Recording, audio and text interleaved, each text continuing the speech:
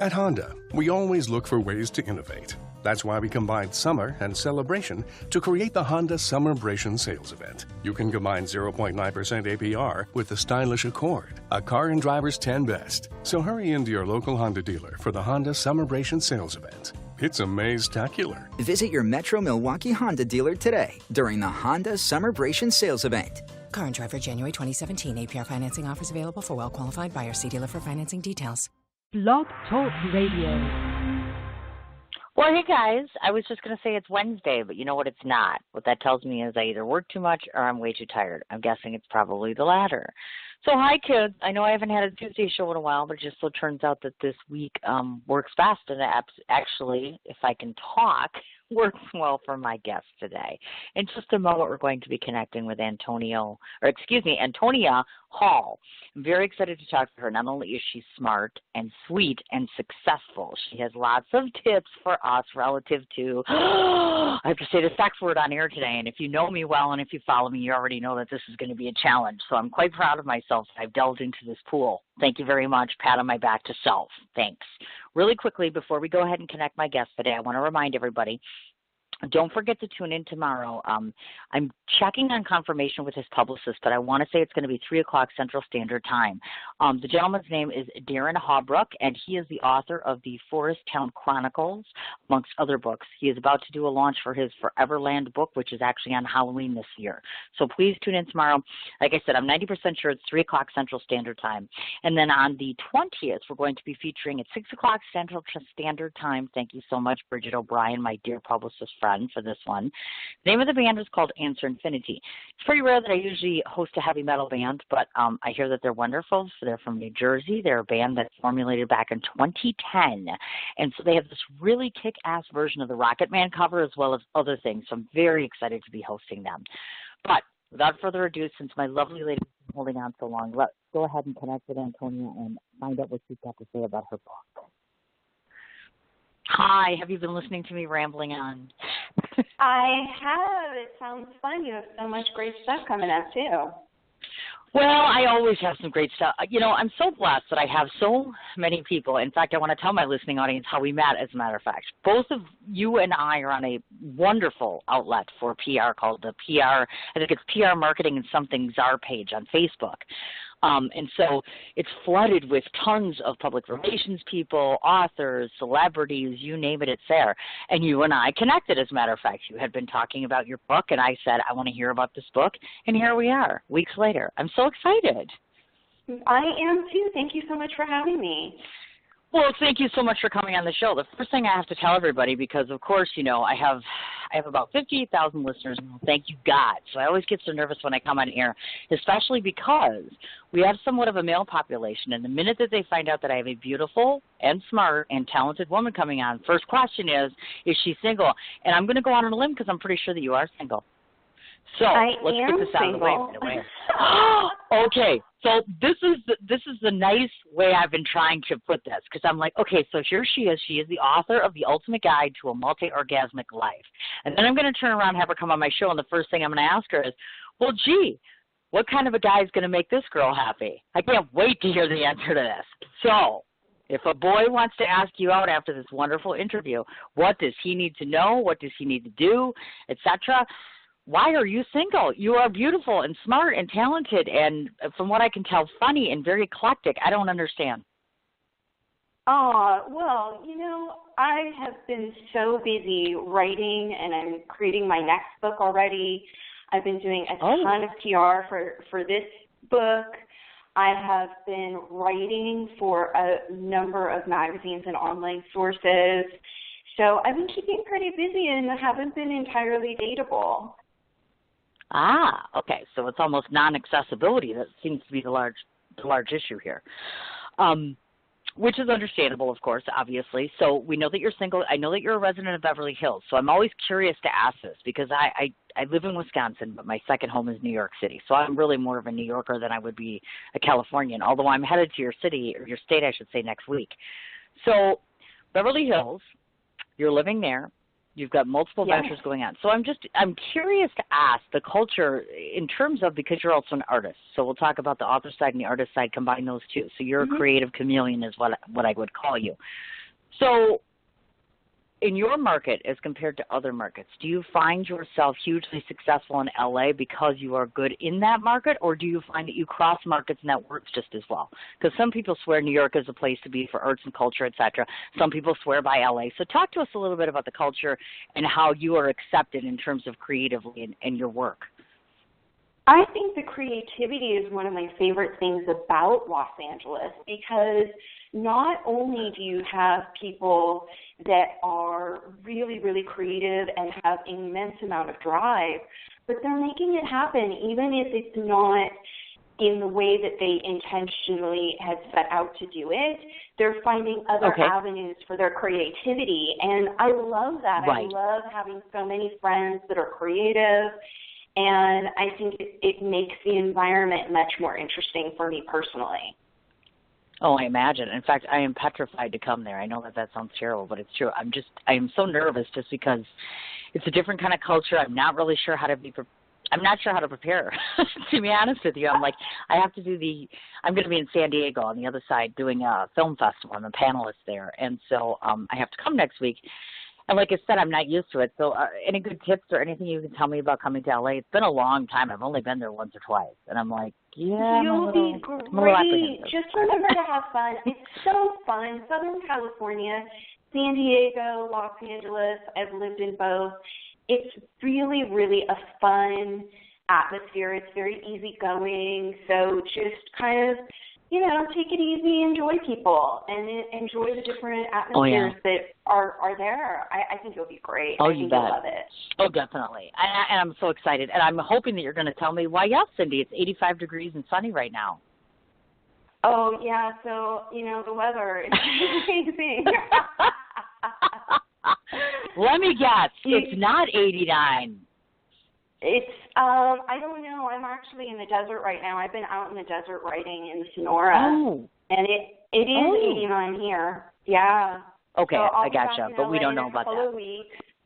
I heard it was raining yesterday, but I would guess I did too. If it's raining in LA, it usually doesn't last more than a few minutes. It's like, rain, and then, Great. This ought to be interesting. I guess we'll see. Well, I have a block party to attend for one of the Halloween festivities, so there'll be a block party outside. So I'm just hoping that it can hold off for that one day, and that'll be nice. So we'll have to see how it goes. I found this interesting because I was looking on your I was going through and researching you on all your social mediums and such, and one of the things that you had posted up, which I'm a huge, I can't even tell you what a huge subscriber I am of this philosophy. There was something on there that said, strengthen your writing by keeping your word choices fresh. And I am just an adamant user of a thesaurus among all sorts of other sources. So talk to me about how utilizing different word choices, how you choose to utilize those, how does that make you a stronger writer, you personally? I try and get to the essence of things. I think that the fewer words and the more that you just clearly get to the essence of something, the more it speaks directly to the heart. And it's something that's relatable. Oh, definitely, without a doubt, certainly. Because I've noticed that nowadays, sometimes I'll write in words and I'll find new words that excite me because I'm like, oh my gosh, I didn't even know that a word existed. And then I put it into a piece and somebody reads it and they're like, I don't understand it. So I'm like, I don't know if I'm writing at a higher level because I use more words. So sometimes I wonder, is that a protagonist for you? Meaning that, some people are reading this and they're not quite getting the gist of what you're trying to say. So then sometimes I wonder, is that the right move or should I just stick to standardized English? You know what I mean? I think that there's definite value and something to be said for beauty and simplicity. Mm-hmm. But I don't know. I'm a huge fan of the thesaurus. It is my friend and my amigo and my pal. And mm-hmm.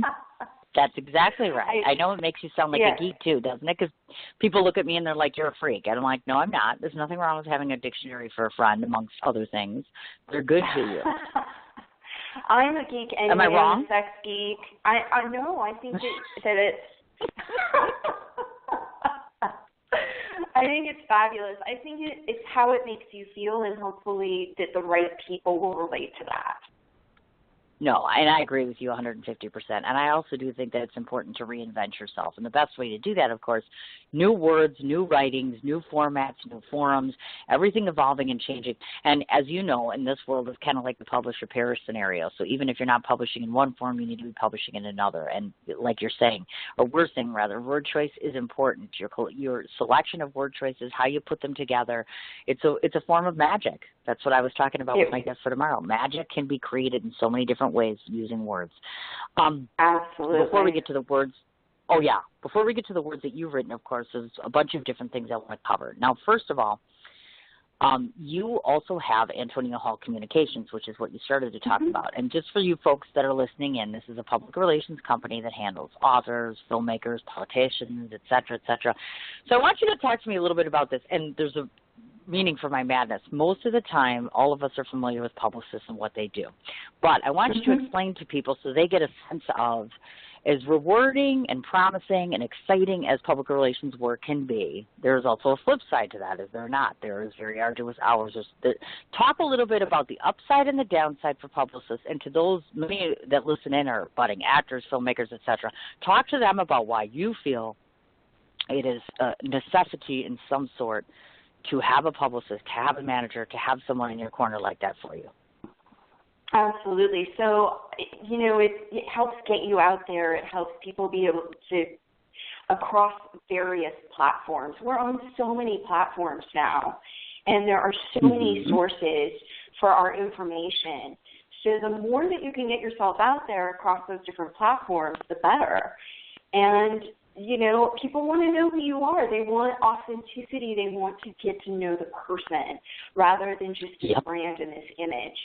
So the more that you're expressing yourself and people get a taste for who you really are, the more it makes you relatable. And the more, again, it's like using the right words. The right people are going to find you and relate to you and want to know what you're working on more. Oh, and I agree 150%. Now, have you noticed, and again, this is just a PR question because I'm curious, we all live in a very technologically savvy world, I should say. Social media is a thing nowadays, and you have to be all over the place all over the time. Now, I can remember back in the days where you actually physically type-wrote your own press release, et cetera, et cetera. Things were very generic and very just basic and simple. Do you think that social media in some ways affects the public relations community on from a negative standpoint at all? Because some people think it kind of takes away the art of communication between one person and another. You follow? Yes, I do. And social media, as it is, PR is changing dramatically right now. So are our resources. Great. Print magazines are going under all the time. Newspapers are going under. The way that we are getting our information is changing, as you well know. And so part of that is adjusting to that change. Is it better? Is it worse? I'm not here to say necessarily that it's better or worse. It's just different. And we're having to adapt and change for these differences. There's more and more video. It's becoming more and more common. You said that the words have to change for the platforms. I just created the audiobook version of my book, The Ultimate Guide to a Multi-Orgasmic Life, and I'm working on creating the video because people want things in different formats. Right. I agree with you 150%. And I do see a decline, and maybe it's just me, but of course, this is one of the reasons I enjoy doing this format for radio. It forces someone to communicate with me, not via, we're going to have a webcast or we're going to Skype something or whatever. It's an old-fashioned, you're calling me, I'm calling you, we're talking, and we're broadcasting. Yes, there's technology, but I like the face-to-face or even the phone-to-phone communication. You follow? Because social media kind of feels so disconnected. Maybe it's just me, but I just feel that there's a disconnection. I completely agree with you because we're losing the context and it's too ambiguous.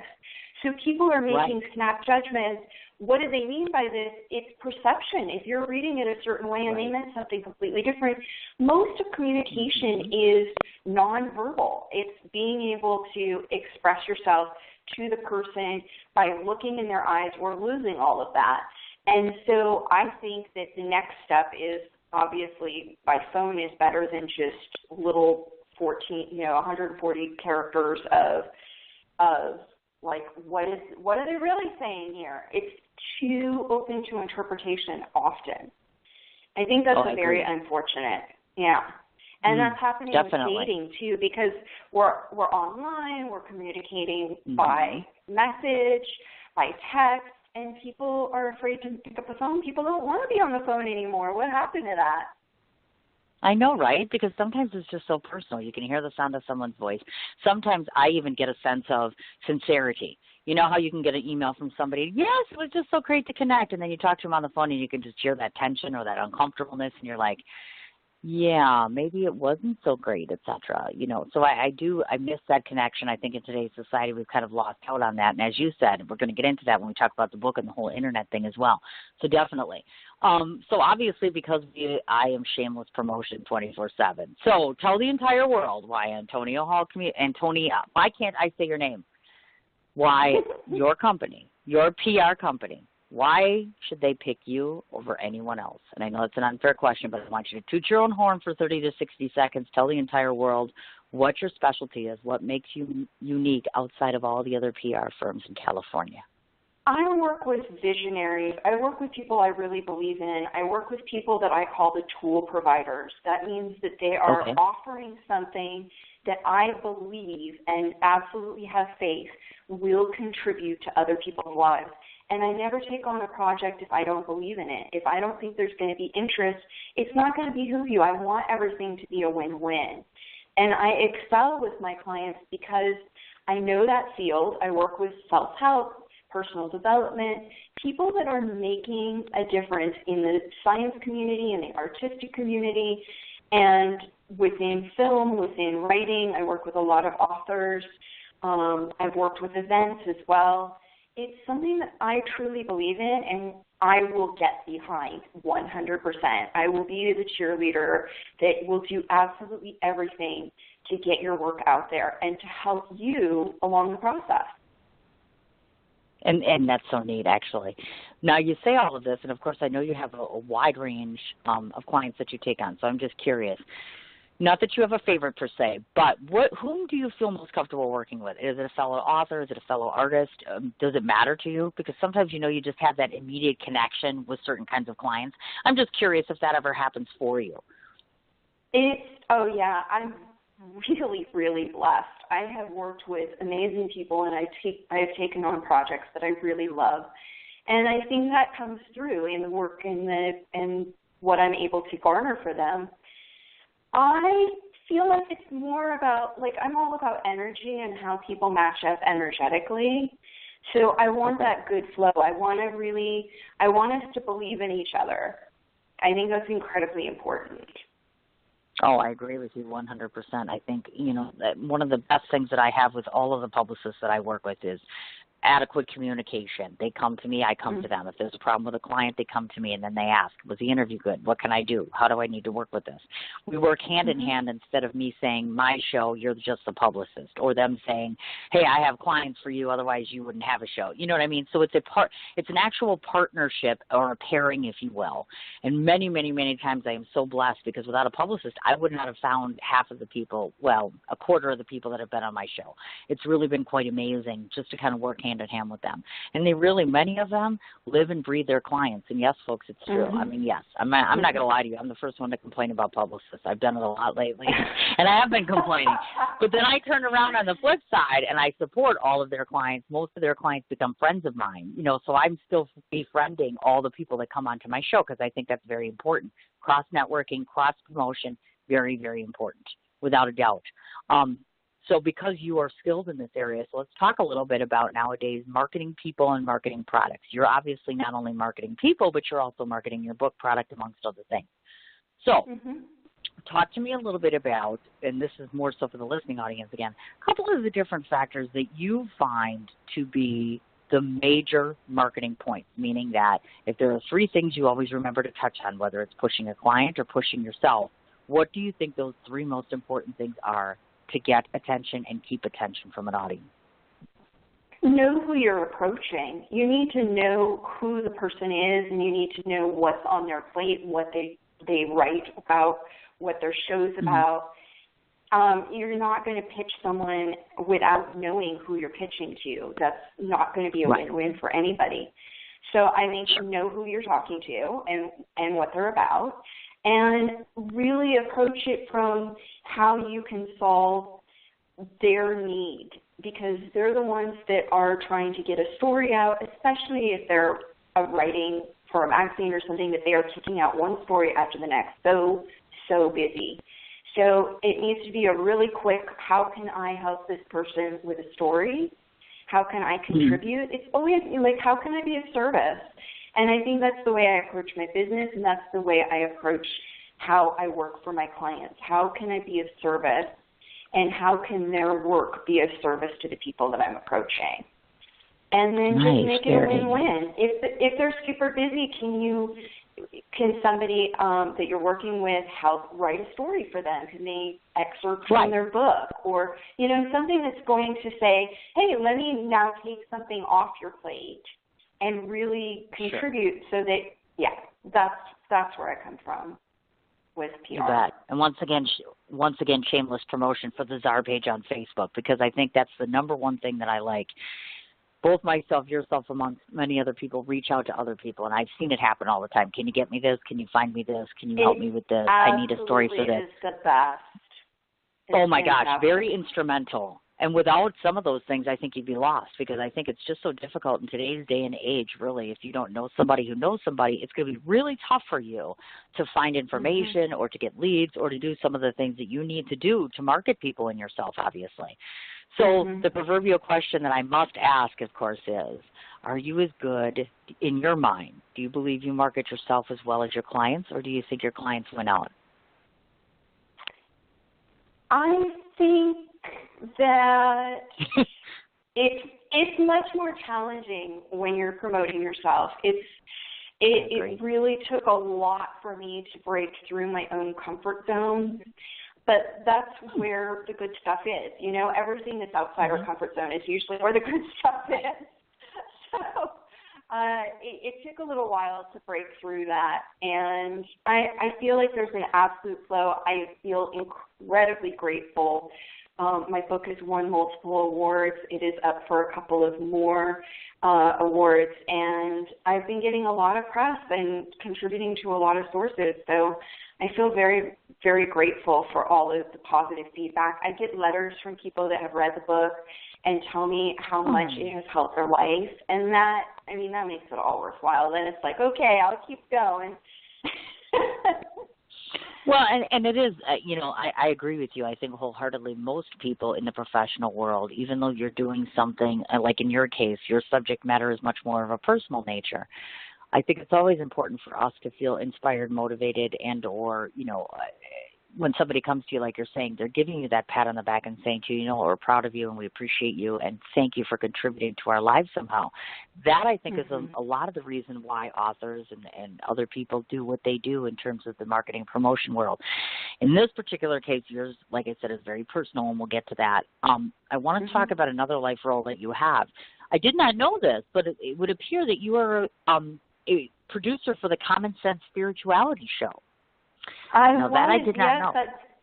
Yes, it's an iHeartRadio show. It was a wonderful project. I just wrapped up a year of producing that show, and it allowed me to really connect with some incredible people that are the top change makers and thought leaders in the world today.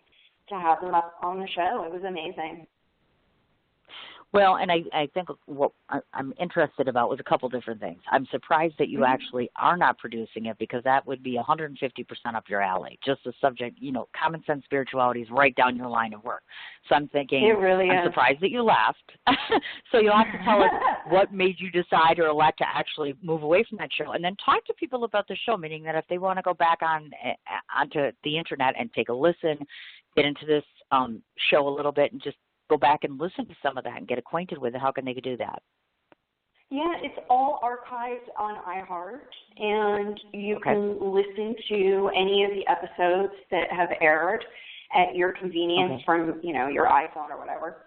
And it looks at the science and spirituality and a blending of the two to kind of demystify and help people understand, why are we here?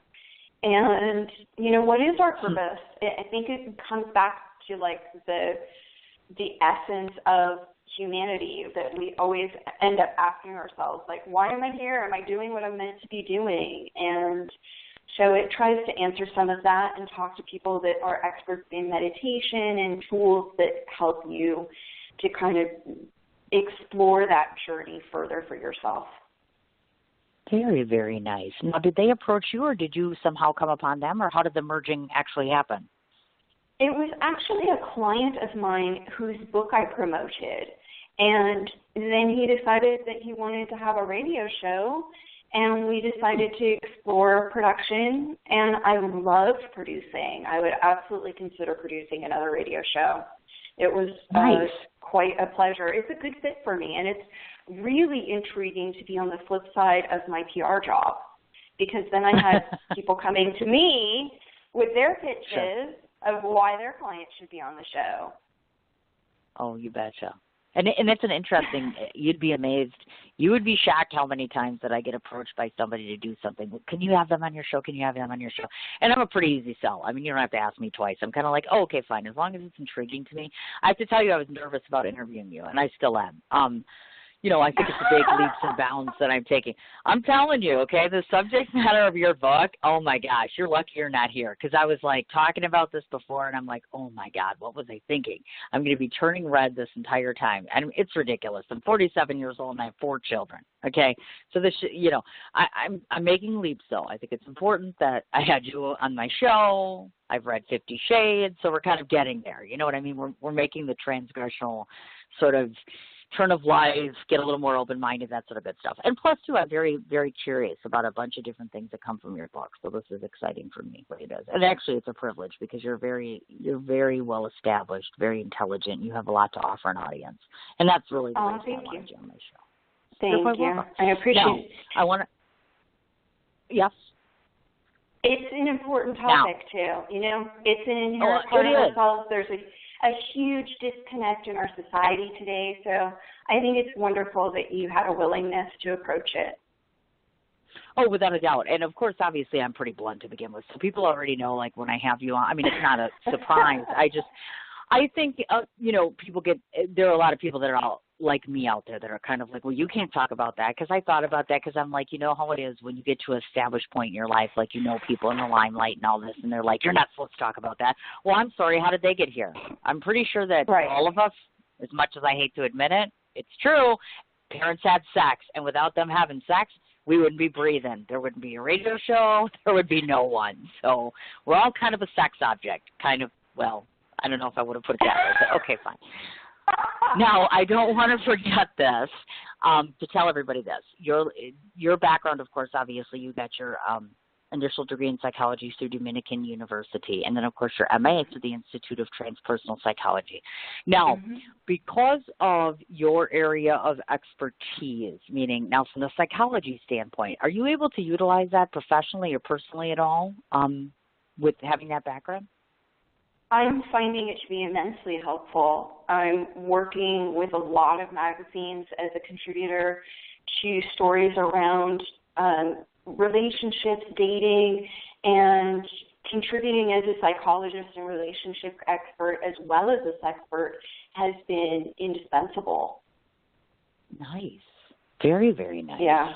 Now, I have to ask you, do you I know this might be putting the cart before the horse, but I wouldn't be shocked if the answer was yes. I had considered the fact that has anyone approached you, or have you given consideration to the idea of doing classes, so to speak, in terms of the subject matter what we have here? Because a lot of times, sometimes it's best to train someone face-to-face, get couples in a room together, work with them on a case-by-case basis to try to enhance their love life. Or has that been something that's on the docket for you already? No, it has been, and a lot of people are asking for that. That's one of the reasons I'm trying to create a video version of my book so that people can watch it from anywhere in the world. And I am working with people. I'm very selective, like my dating life. I am selective about who I work with one-on-one. But I have been working with some people in Los Angeles. If you're there and you want to discuss how we might be able to work with you, if you have an interest in learning how to move energy through your body, become multi-orgasmic, or just make peace with that inherent part of you, because as you said, it Sure. is, sexuality is the fabric through which we all came. Right. It's, it's an important part of life. It's inherent to who we are. It's a part of all of nature of which we're a part. Oh, I agree, definitely, without a doubt. And that's the first thing that resonated in my head was, obviously, maybe she should be doing this in public. Well, not public, but just to a point where other people having the same issues can sit together. Because, you can read a book or you can listen to something of someone telling you this is what you should do. But sometimes literal hands-on, no pun intended, might be the best in terms of trying to improve things, because most of us, our opinion at least, and I'm not sure you'll agree, but maybe you tell me, my opinion or belief has always been a lot of the issue when it comes to things of a sexual nature per se is a combination not just of your physical but also of the mental, because the brain is the most significant part of your body. It does all your thinking. It is the brain. It's the center. It's the core. It controls you, period. So I can't imagine that your sexuality or your ability to experience sexual climax has to be contingent on both factors, or am I mistaken?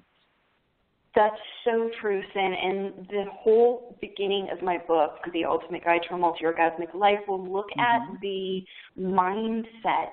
And there are a lot of things that can get in the way of our leading our best lives and really experiencing our sexual energy and the potential in that.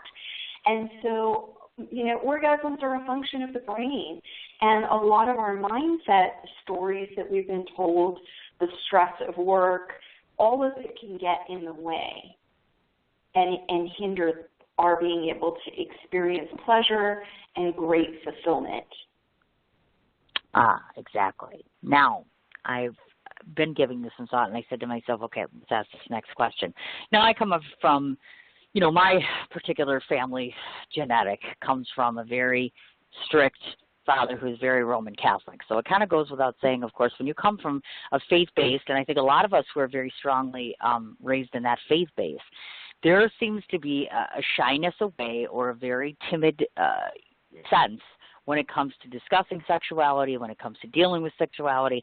So I guess on a much bigger level, if you took it society-wise, do you feel overall it is a nationwide issue that people have an issue with admitting, talking about, or being comfortable with their sexuality, speaking about it, or owning their own sexuality, so to speak? I think it's one of the greatest problems that we're facing, because what we're told we should feel about sex and how we inherently feel about sex creates this disparity, and it's really uncomfortable when you're taught that sex is shameful, that the body is sinful, that you can't touch yourself.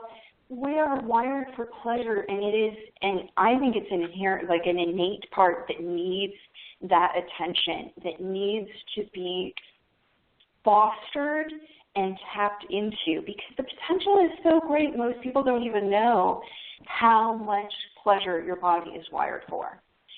And if you've been taught that you're not allowed to tap into that, or that your body is a sinful, shameful thing, and no, don't do that, then you've got all this programming to get past to be able to get to that surrendered place to allow yourself to experience that pleasure. You bet. And of course, I have some friends that are of the mindset, and I've heard this before publicly from male friends of mine, of course. They have, and literally, without hesitation, they admit that they find it offensive. Males, I think, in some ways are hardwired that they want to be the pleasure center for a woman. And when they discover that it's not just them as the primary, meaning that sexual intercourse is not the only means for them, for women to get pleasure, it's a disappointment to them. So I'd like you to talk a little bit about what makes our male gender so hardwired that way, I guess, for lack of a better term, that they need to be the be-all and end-all. I guess I'm not quite sure how else to put that. No, I think that's a really, really great question, and so incredibly important, because it's the flip side. The men are taught to conquer, and women are taught to acquiesce. And we're taught that men are supposed to know our bodies and please us, And that's where our pleasure is supposed to come from. And men are taught that they're supposed to know the woman's body and be able to please her, but all women are different. So that's impossible. And if she hasn't taken the time to get to know her body, then she can't express to him her own needs. So it's kind of a lose-lose situation, and I think that it starts really young because men kind of have this thing when they're boys that, like, oh, boys will be boys, and so masturbation, getting to know their body is just like, oh, you know, it's kind of just shrugged off and laughed off, like, oh, boys will be boys. And then girls are taught, like, we're not allowed to explore, and a lot of women kind of get behind. And so the guys are way ahead of themselves. Unfortunately, with porn habits and everything else, that can actually work against them because of, like, quickie habits that end up creating new problems. But for women, if they haven't had that permission, which a lot of women did not grow up with, then we're really behind on being able to express and know our own bodies. And women actually kind of flourish in their 40s and later in life because they've gotten to know their bodies. They're starting to really know. They're starting to catch up. And the other thing that I think is really neat about today's society is we have some of these new things, like, for instance, like I mentioned before, the 50 Shades of Grey novel that is out there. And you know, it's no surprise that this is wildly popular. I think that, and in fact, I know that there are some men that have even asked me, why do women like this so much? So I guess I should ask someone like yourself, the expert. So do tell, what makes you believe, in your opinion, why are women flocking to read this, flocking to see the movie? I know that there are some women that are still a little squeamish about saying, you know what, I want to meet a man like that of sorts, or you know, not necessarily 100% full on what's described in that book, but there's an openness to new ventures, new possibilities, definitely very non-traditional ways of looking at sexuality, if I must say. So I'm just curious what your take is on why the huge popularity of this. Well, I think that it's something that people have been doing at a very secretive level for a long time. And again, it taps into that part of like, the man's going to conquer and being able to, sometimes you just want a man to pin you up against the wall and kiss you and, you know, have that primal, it talks to that primal part of ourselves. And it talks to the part of ourselves that hasn't been out in the open. And so it's a new, like, wow, really? Like, it's not just me? Like, that part of me that wants that is like normal. Other people want that. And so I think that it allows kind of for an opening into that, okay, hey, this is something that's happening, and it is. It's been happening for a long time. And not only that, of course, like I said, I've noticed that there are women that you literally ask them, oh, have you seen this or have you read about that? No. And, you know, like, again, it goes back to the whole shyness or hesitation in terms of talking about needs, wants, things along those lines. Now, of course, as we started to mention, your book, again, The Ultimate Guide to a Multi-Orgasmic Life. Now, I want to point out a few things. It's been the winner of the 2016 National Indie Excellence Award and the Independent Publisher Book Award. In February, you had an article in the Female First magazine. So I want to start off by asking this question. Outside of the obvious, which is when you write a book about having multi-orgasms, it doesn't take a rocket scientist to figure out why people are reading it. And I want to say it's because the content was wonderfully written. And I'm sure it is because I've started to read it, but that's not the point. And I'm sure we all know what the subject is about. But talk to me a little bit about how you use the methods, because it's not just straight talk about, oh, okay, if you want to have tons of orgasms, do this. No, you have a very specific approach in which how you talk about it. So without giving too much of the book away, tell the listening audience about the different ways or methodologies that you approach this from to get your point across in terms of teaching couples how to get where they both need to be. So it's a couple of pages and then an exercise, and a couple of pages and an exercise, so that it's very, very easy to implement into your life. And it's broken up into looking at the mental components, as we talked about, and then the essential tools. And the more that you implement those tools, wow, the more it is going to allow you to experience that sexual energy is so creative and juicy. And the more it's flowing in our lives, and hopefully we've all had experiences like this, that you're just like in that zone and you're happy and people are asking, wow, why are you in such a great mood? Like, what's fueling you right now? Why, it's attractive to people. Like, you're fulfilled and it shows. And so it kind of changes your whole relationship with the world.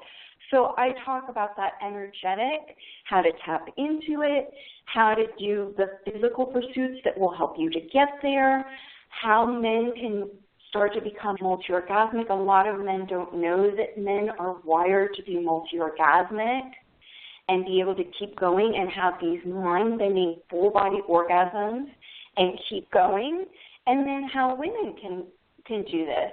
And it's possible for the body to hands-off roll orgasms through your body, full-body orgasms, one after the next. I think it's the best way to start the day. So I detail exactly how you can start to tap into that and start moving that energy through your body. And then at the end, how you can connect with your partner and move that energy together, because it will take everything up to a whole nother level. And I find like it allows you to explore at this whole other level. Like you were saying, that like this taboo thing is taken away. Right. So that you can tap into, the body has all kinds of ways to experience pleasure, and that can change. Our desires and what we like can change. So it allows you to keep exploring. I think it gives you a way to keep exploring forever. Like, you guys can just keep on going and finding new things with each other. It's amazing. It's totally transformative. Well, and the other thing, too, is like you had started to talk about, that was one of my hit points here, which is the full-body orgasms from a male. Now, obviously, of course, as a woman, I can understand the standpoint on our side. But I want you to talk a little bit about that, because I know there are tons of men that are unfamiliar with the concept of a full-body orgasm, because I can imagine that must be much more work for them, just as for us, a lot of times it's a mental challenge for us to get there.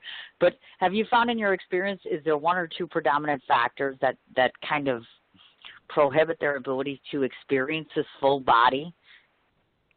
Well, I think that the primary issue with experiencing, or what can get in the way, is that men equate orgasm and ejaculation as one function, and they're not. They're two.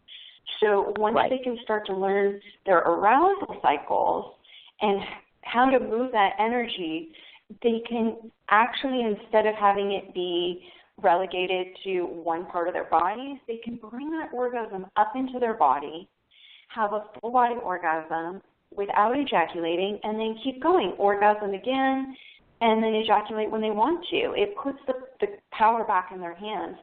Not literally and literally, yes. No, I know what you I know they're bum play on words. It's kind of hard not to have a play on words when you're talking sexuality, but that's okay. It really is, yes. But it really is. It's amazing, and Kinsey showed this. I mean, the study showed that men are multi-orgasmic, but that they knew it back when they were teenagers, and it's something they unlearn. Now that's an interesting concept. Really? It's trippy, right? Yeah. No, well, no kidding. I was just having a conversation today, and this actually came up to be a great topic, because we, again, in our world today, because, of course, sexuality and sex in general is such a big component of our relationship, and hopefully it's not the primary. I've always said that. I'm like, sex is very important, but when it becomes the primary, we've lost something, obviously. Mm-hmm. But clearly, men are striving. They're doing the Viagras of the world and all the other sorts of substances which they believe will keep them harder, keep them more erect, keep them, satisfying a woman. So I was curious to ask you if you've heard of talk about natural ways, whether it's natural substances or natural practices or techniques, where men can not only have these orgasms, but sustain not only for our benefit, but their benefit as well. Are there natural such resources out there that they can utilize? Yeah, it's all detailed in my book. It's all in there. It teaches you different techniques that will help you to sustain your erection and be able to keep going and become multi-orgasmic. have a full body orgasm, keep going. I think it's like the guide to becoming a sexual superhero. And once you learn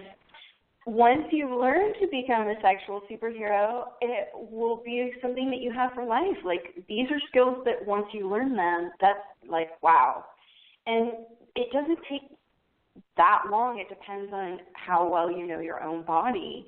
But within some months, you should be able to have these skills. Gotcha. I see what you mean. Mm-hmm. And on the flip side, ladies, this is a quote from her. Apparently, us females, our orgasms are better in our 40s and in our 50s, which means I should be whistling Dixie right now since I'm 47. Of course, you have to be having sex to have those better things. But nonetheless, it's good news. And I'm curious about that because you mentioned this, that they are better in this age bracket. And I'm just curious what makes them better. Is it change of life? Obviously, a lot of us have changes in the body going on right now. And does that have something to do with it? Or what are some of the specific reasons for that? Well, first I'd like to just say something that you touched on, which is that you don't have to have sex. You can learn to move that energy and have orgasms without having sex, without touching yourself, and roll them through. We are wired for pleasure. We're so lucky as women. And orgasm is a function of the brain. So being able to relax and surrender and move that energy, it's so potent, and it really allows you to get in touch with this very healthy, creative, juicy energy. It releases hormones, oxytocin, it lowers cortisol, it boosts the immune system. Orgasms are so good for us. It's also a fountain of youth activity, so it helps de-age us. And I think that women are experiencing better orgasms because we know our body better. We know our body better. We know what pleases us better. And I think that we've given up a certain, pretense of, oh, he has me in this position, how do I look? Like, all those worries, you're like, you don't care about that anymore. You're just like, come on, let's, enjoy. No, so I totally get what you mean. Yeah. Now, you bring up a very valid point when you mention, or I should say, sexual energy is creative, fulfilling, and joyful. Tell me, if there was one way in which we could all maybe fill up our love tank, or in this particular case, increase our amount of sexual energy, what would be one good suggestion that you would have for us to be able to enhance that? Start using your PC muscle every day. I don't know if you're familiar with the pubococcygeus. Most people are familiar with Kegel. Yeah. It is your sex muscle, and by strengthening that muscle, which doesn't take a lot of work, it just, a couple minutes a day, huge difference, because your orgasms are going to get stronger. It helps men and women, so this is something that both of us should be doing. And it absolutely allows you to experience these full body orgasms at a whole nother level. You've got to know that energy, and when you're squeezing, feel that energy. It's at the base of the spine. It's right there, and it wants to move up your spine.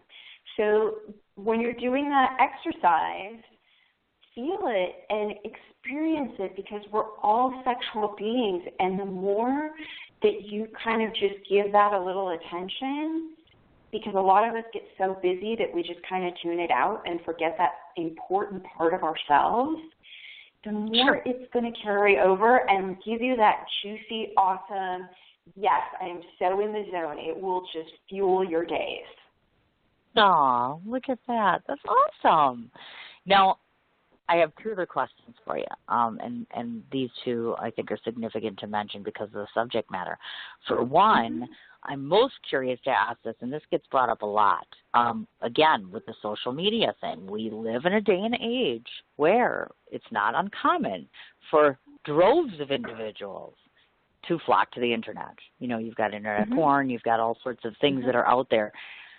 From a health perspective, in terms of what you're talking about, the orgasm and producing better orgasms, etc. Is the internet a hindrance or is it a help in that regard? And if so, why? Everything is in how it's used. And if something is being used as an escape mechanism and it leaves you feeling not healthy, it leaves you feeling not good about yourself, then something is off and something's out of balance, and it's important to look at that.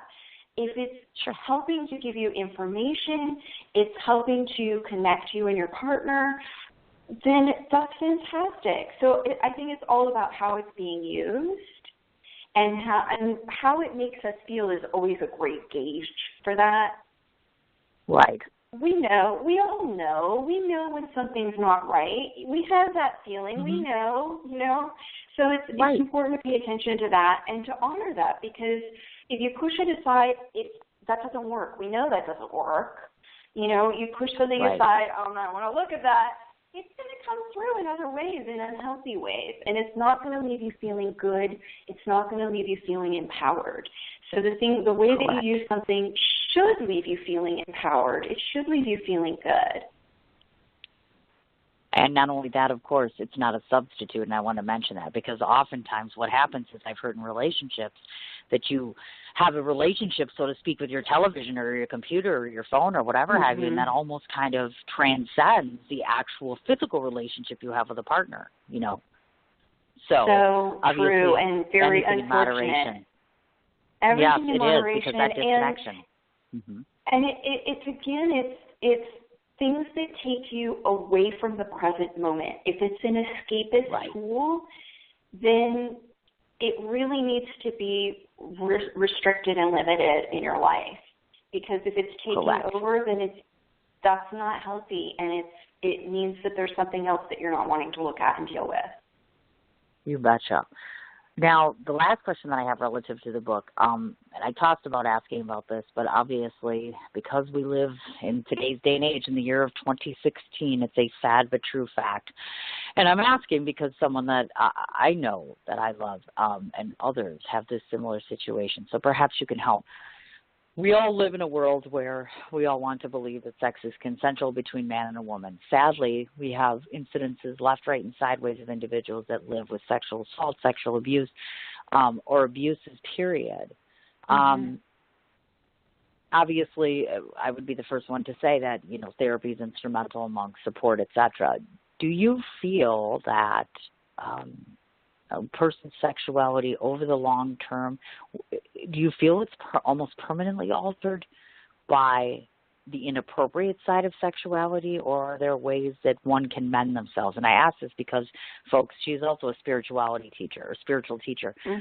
So I think it's important to delve down and look at that a little bit, because a lot of us have been through that. And so how do you find a normal, acceptable, trusting partnership when it comes to sexuality coming from that place? Is that possible? Right.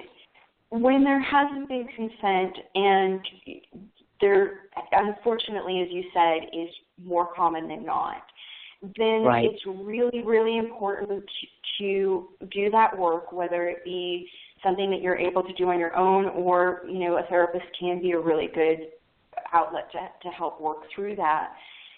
Doing the forgiveness work is imperative, because if you haven't done the forgiveness work, which is always a gift for ourselves and allows us to move on so we don't have to carry that with us, and that work is something that can be done, and you can get through it. And then learning to trust your own self, loving yourself, taking care of yourself, that's where it starts. Because if you know that you can love and trust yourself when you are out exploring new partnerships, you're going to be able to gauge better if that's a healthy relationship, and you can trust that person because you already know that you can love and trust yourself.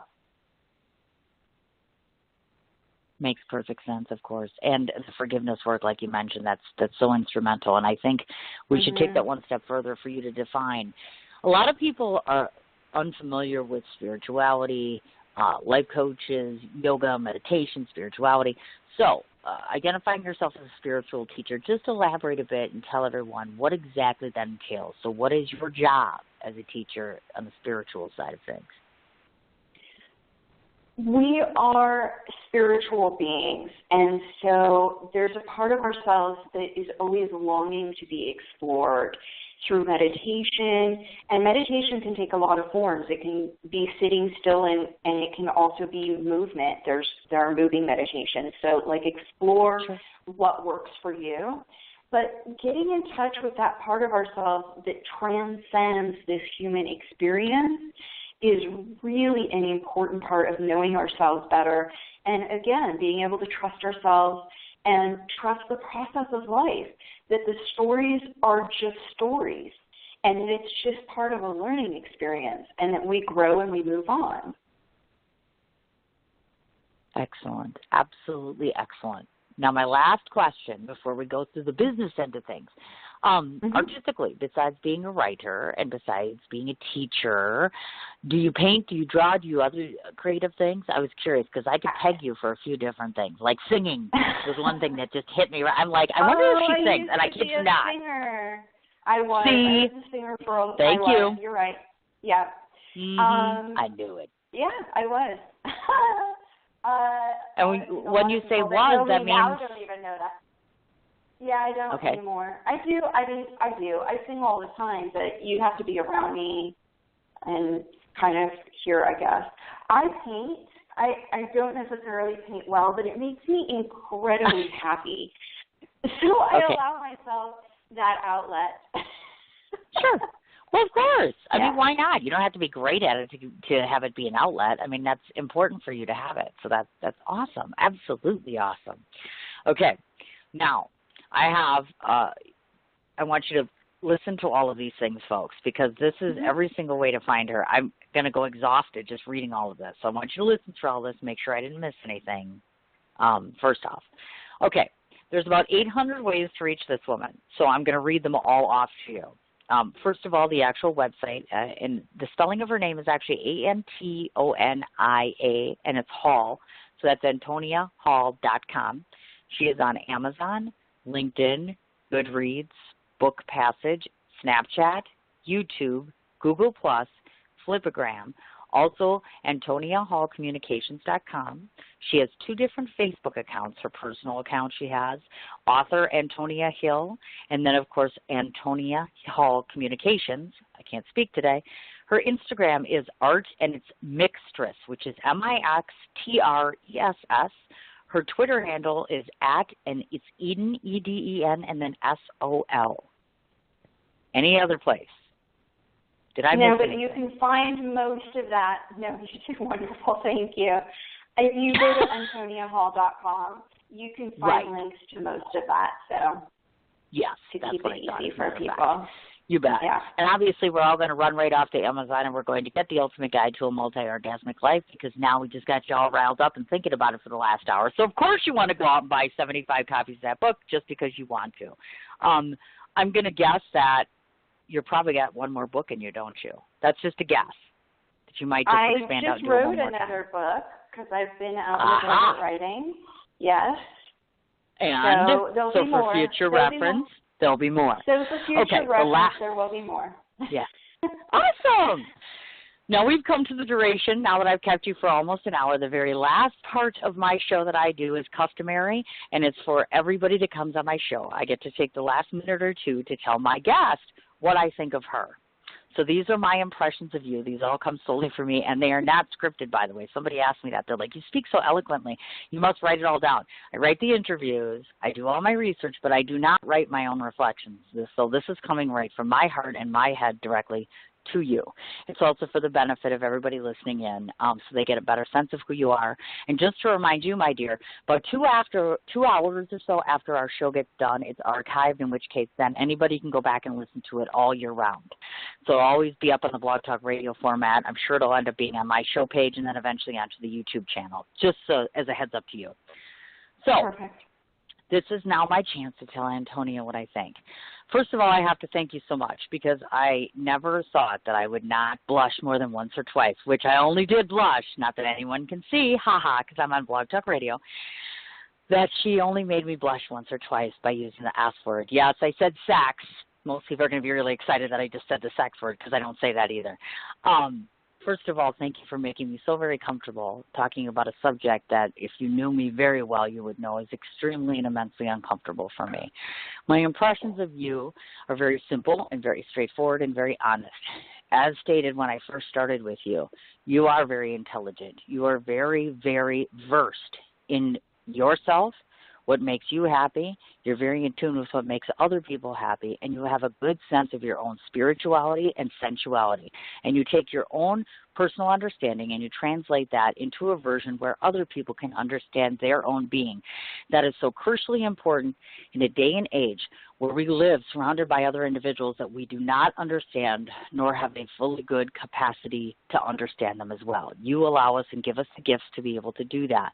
You emulate a passion about everything that you do. You seem very cute. I would imagine that you are probably a wonderful person to go out and party with, and I mean that in the best sense. Go out and have cocktails with, get all dressed up, go out and do the town with, because I can see that you just have a natural little spirit on the inside of you that kind of resonates to the outside, makes the people around you feel comfortable, makes them feel more creative, more spontaneous, and you make someone want to feel as though they can be outside of the box and it's socially and mentally acceptable. You're inspiring for other people because you are a self-made individual, you are educated, and you've moved on to take all of this energy and create it into something powerful, passionate, and strong to share with your listening audience. So we should really be thanking you for giving us the tools that we need to be better listeners and better lovers of our own body and of each other.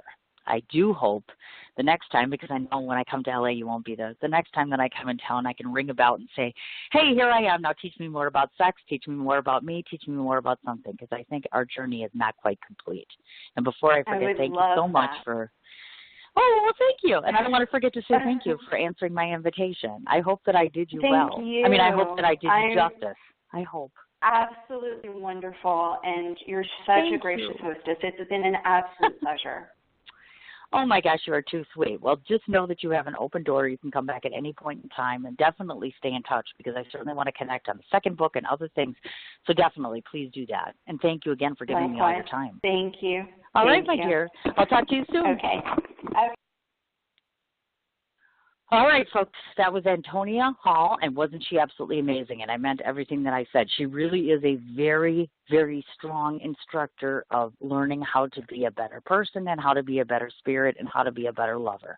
Again, Antonia is spelled Antonia Hall.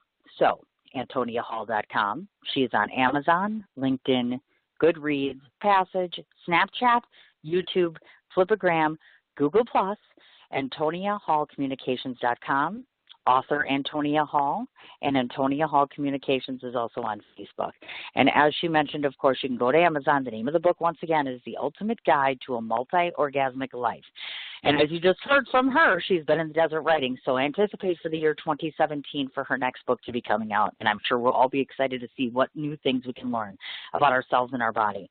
Don't want to forget one more time, 3 o'clock Central Standard Time, Darren Hawbrook is going to be on our show today. I'm so excited because I get to be hosting him for his very first interview, and he's from the London area. So let's try to make it very friendly for him, and let's try to make it a good show. 3 o'clock Central Standard Time. If you want to check him out, he has a website called ForestTownChronicles.com. And like I said, he is launching his Foreverland book on October 31st. I want to say thanks so much to my listening audience. As always, my fans, my followers, thank you for taking the time. Again, Antonia, thank you so much for listening. Quick heads up, thank you so much, Alexa, for tomorrow's interview with Darren. You guys have a wonderful afternoon. Get outside and enjoy that lovely 70-degree weather in Wisconsin or wherever you are. Hopefully it's nice there, and I will talk to you folks tomorrow.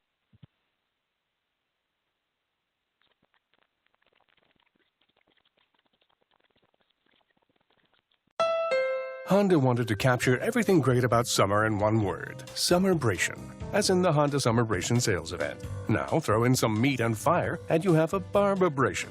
Hurry in and get a 2017 HR-V for 0.9% APR from KBB.com's best value brand at your Honda dealer. Visit your Metro Milwaukee Honda dealer today during the Honda Summerbration sales event. Based on 2017 brand image awards from Kelley Blue Book, visit KBB.com for information. APR financing offers available for well-qualified buyers. See dealer for financing details.